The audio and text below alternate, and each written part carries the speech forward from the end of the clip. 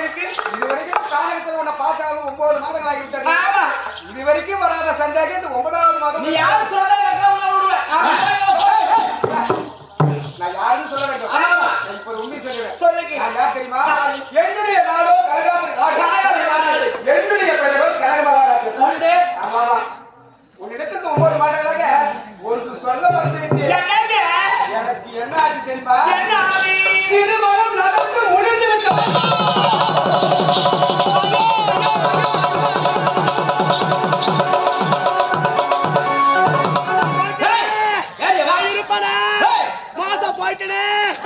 மேலே வந்தா வந்துடு கீழே ஏறி வந்தா தூக்கி போட்டு நக்கி திருமணம் ஆகிவிட்டது. நம்ம காலகட்டத்தை பார்த்தது மேல இருந்து கேட்கலாமா? அப்படி அந்த பாவியில மோசம் பண்ணிட்டானே எப்படி இருக்கு துண்டு போட்டு நவுந்துங்கிறா பாரு.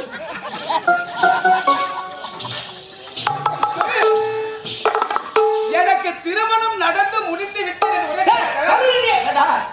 கல்யாணம் ஆகி வச்சு முதலாளி சொல்லிருந்தா நாங்க இந்த வழியா போயிருப்போம். 9 மாசமா ஆகி போச்சு. எல்லா வேலையும் முடிஞ்சு போச்சு. என் அக்கா பாவம் 5 காலம் தேம்பி இறங்கி வேற ஓடுது. என்ன திருமணம் நடந்து முடிந்து விட்டேன் சொன்ன விளக்கத்தை நான் சொல்லவே இல்லை. எனக்கு திருமணம் நடந்தது. ஆனால் எங்களுக்கு மயிலை சென்று ஒரு பகிர்ந்து தெரிவிக்கிறது. காலகத்தில் உன்னை பார்த்தேன். பார்த்த உடனே உன்னுடைய வழியாக ஏதாவது ஒரு குழந்தை பிறக்கும் நான் தேடுவதற்காக மனம் மாறிவிட்டது. எதுவுமே பண்ண வேண்டாம். பெரிய காலத்து தான் குழந்தை பார்க்கல.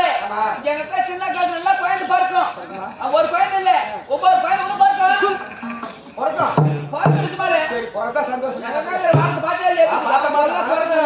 சந்தோஷம்.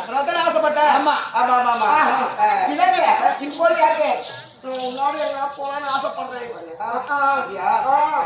எங்க அக்கா என்ன சொல்லிட்டியா? நீ நாடுக்குது நகரங்குது ஒரு நாட்டு மன்னர் சொல்றேன். நம்பிக்கை கிடையாது. நாடு நகரத்தை பார்த்தா தான் நாங்க நம்புவோம். அது வரைக்கும் நான் நம்ப மாட்டோம். நகரத்துல இருந்து நம்ம ஏன் கஷ்டப்படணும்? அதனால நீ சொல்றது உண்மைதான். இப்போ நாட்டுக்கு செல்ல வேண்டும். நாட்டுக்கு புறப்பட்டு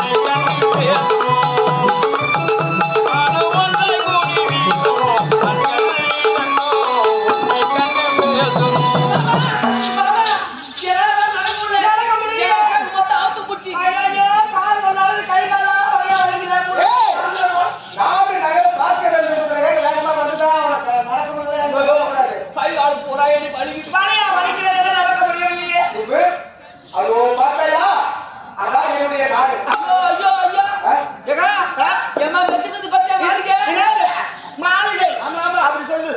நாட்டுல அரண்மனை போய் பார்க்கட்டும்.